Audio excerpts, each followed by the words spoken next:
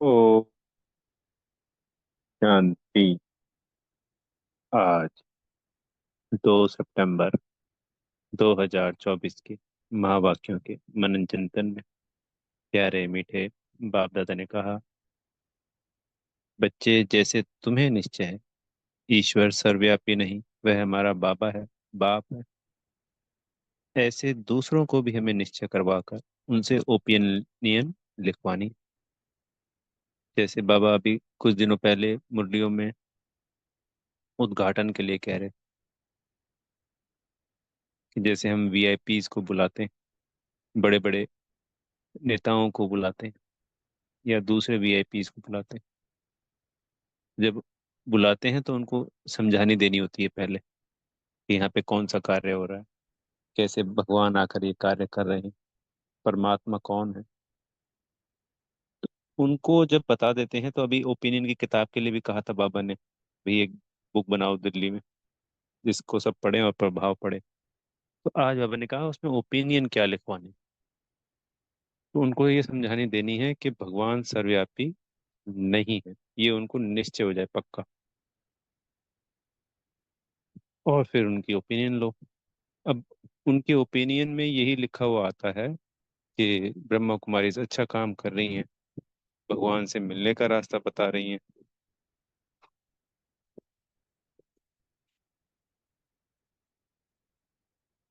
In opinion से बोला कोई बेनिफिट नहीं, कोई फायदा नहीं।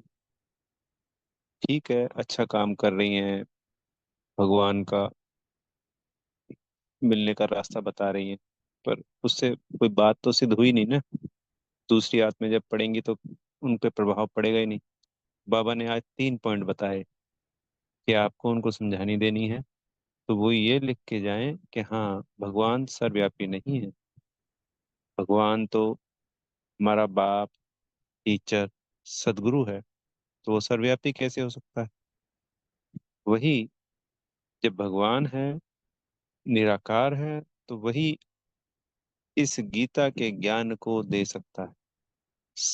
बेहद का मुक्ति, जीवन मुक्ति दाता है। दूसरा ये ओपिनियन है। पहला कौन सा? कि वो सर्वव्यापी नहीं है। फिर तीसरा बताया बाबा ने कि गंगा पतित पावनी नहीं, पतित पावन एक बाबा ही है। कभी राम के लिए कहा जाता है, कभी गंगा के लिए कहा जाता है। बाबा ने कहा कुंभ के मेले लगते हैं, लाखों करोड़ों आते हैं, जहां जहां पानी देखते हैं वहां पावन बनने के लिए डुबकी लगा देते हैं। चाहे वो गंगा सागर के लिए है, चाहे वो गंगा जी के लिए है, चाहे कुंभ के मेले हैं। तो ये पॉइंट क्लियर करके उन वीआईपी से पहले तो बाबा ने देखो मुरली में कैसे सीक्वल में एक हफ्ता पहले कहा कि भाई ऐसे उद्घाटन कराने हैं हमको वीआईपी से, पहले ये मुरली चलाई थी बाबा ने। फिर बाद में दूसरी मुरली में चला के कहा कि उनसे ओपिनियन लेने हैं। वही 2 हफ्ता पहले हो गया उद्घाटन कराओ, फिर पिछले हफ्ते हो गया उनसे ओपिनियन लो, और आज हो गया कि उनसे कौन से ओपिनियन लेने हैं। कितना सीक्वल में समझाया बाबा ने। और क्या ओपिनियन लेने हैं वो भी बताया, जिनका प्रभाव पड़ेगा। बाबा ने ये भी क्लियर किया कि अभी समय नहीं आया है, अभी समय बाकी है। जब विनाश का समय निकट होगा और हमारे स्थापना होने वाली होगी, तब ये बात सिद्ध होगी, तब ये आत्माएं लिख के जाएंगी कि हाँ, भगवान सर्वव्यापी नहीं है। गीता का भगवान शिव है, और पतित पावन भी एक निराकार बाप है। ये सारी बातें सिद्ध होनी है। बाबा इसलिए हमें ये मुरलियों में इतने सालों से पढ़ा रहे हैं। ऐसा नहीं है कि सिर्फ पढ़ा रहे हैं और बस बाबा प्रत्यक्ष हो जाएगा और हम चले जाएंगे परम धाम। संसार को ये क्लियर होगा कि भगवान ईश्वर अल्लाह खुदा गॉड वाहिगुरु एक ही है। वो है शिव बाबा, हम सब आत्माओं का पिता, टीचर, सदगुरु एक है।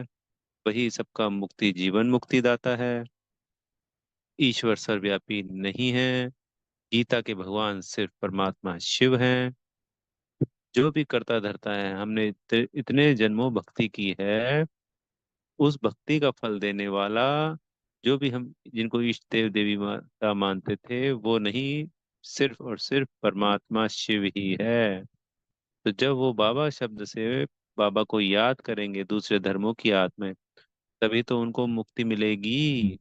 ये जो जादुई शब्द है मुक्ति वाला, बाबा।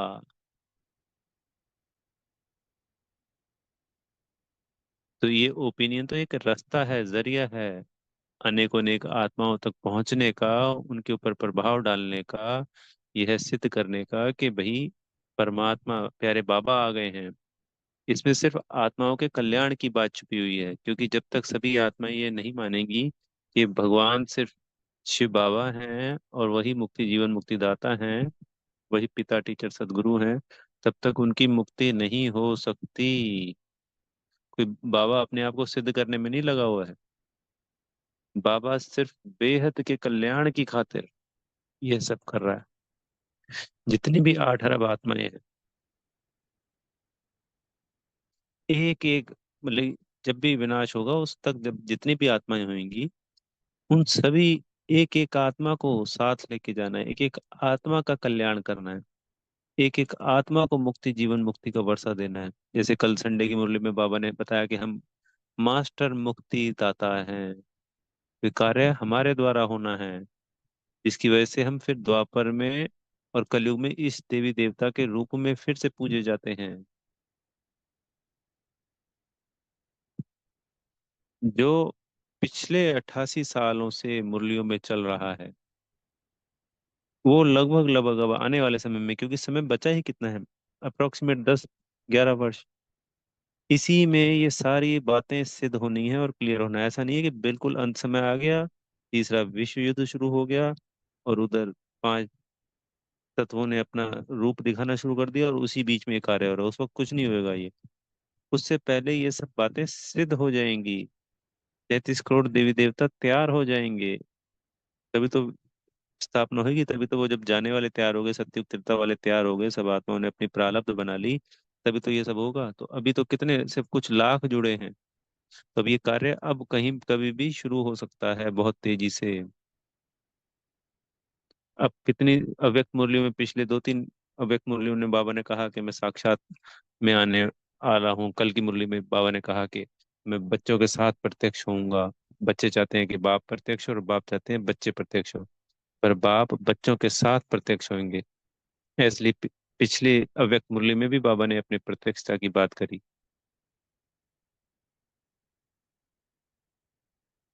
क्योंकि ये सारा बेहद का कार्य बाबा के आने से ही होना है। फिर बाबा ने आज एक और कहा कि बच्चे मिलते हैं तो बाबा प्रश्न पूछते हैं कि बच्चे पहले कब मिले हो। तो बच्चे कुछ तो समझाने लेके आते हैं, समझदार होते हैं, और कुछ दीदी के द्वारा समझाए हुए होते हैं, तो कहते हैं जी हर कल्प कल्प मिलते हैं। और कुछ बच्चे मूंझ जाते हैं, क्योंकि पहली बार मिले हुए होते हैं उनके हिसाब से। तो बाबा ने कहा ये कल्प कल्प का रहस्य तो सिर्फ मैं ही समझाता हूँ, और ऐसा प्रश्न तो सिर्फ मैं ही पूछ सकता हूँ।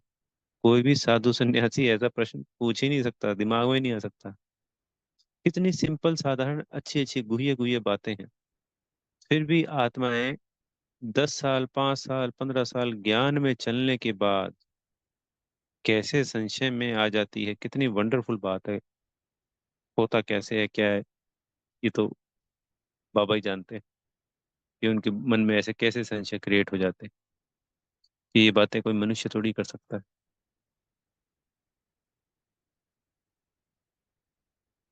ये 5,000 का चक्र फिर रहा है, हमारे 84 जन्म हो रहे हैं। बाबा हमें हर 5,000 वर्ष बाद हर बार मिलता है, तो हम तो अनेकों बार मिले हैं अपने बाबा से। अनेकों जन्म हमने तपस्याएं की हैं उन बाबा से मिलने के लिए।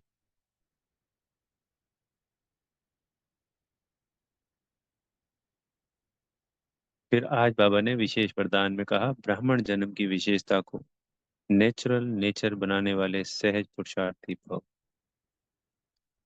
तो जो ब्राह्मण जन्म में विशेष ब्राह्मण धर्म और कर्म, वो सबसे विशेष और सर्वश्रेष्ठ है। हमारा धर्म भी, ब्राह्मण धर्म भी, और हमारा कर्म भी।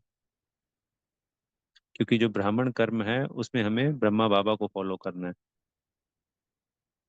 तो हम ब्राह्मणों की जो नेचर है वो विशेष नेचर है, क्योंकि वैसी कोई संसार के आत्माओं की नहीं है।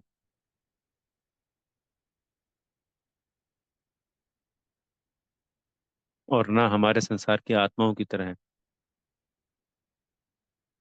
बाबा ने इसके लिए कहा कि मैं विशेष आत्मा हूँ, आज पूरे दिन इस सम्मान में रहेंगे।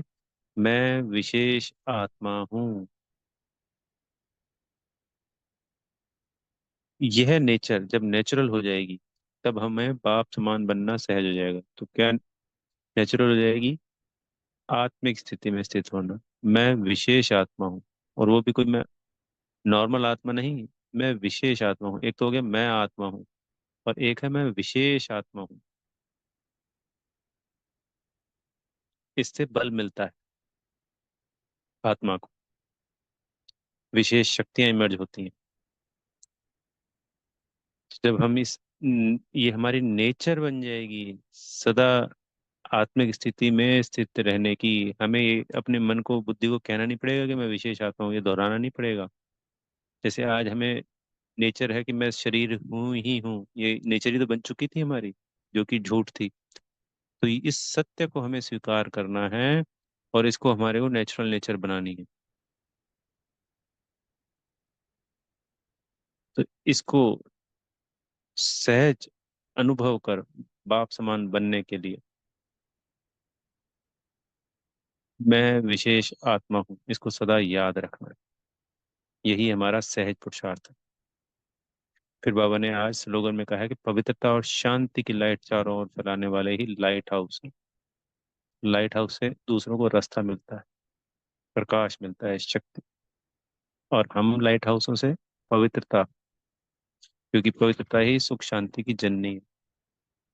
तो चारों ओर हम ये लाइट फैलाने के लिए, पवित्रता और शांति के लिए लाइट हाउस बाबा के बच्चे हैं। तो आज पूरे दिन दूसरी आत्माओं को बेहद में पवित्रता की और शांति की लाइट से भरपूर करना है, किरणों से भरपूर करना है। मैं विशेष आत्मा हूँ, ये सुमान हो गया। और बेहद में पवित्रता और शांति की शक्ति से भरपूर करना है प्रत्येक आत्मा। अच्छा। ओम शांति। बेहद का धन्यवाद प्यारे मीठे बाप दादा जी का।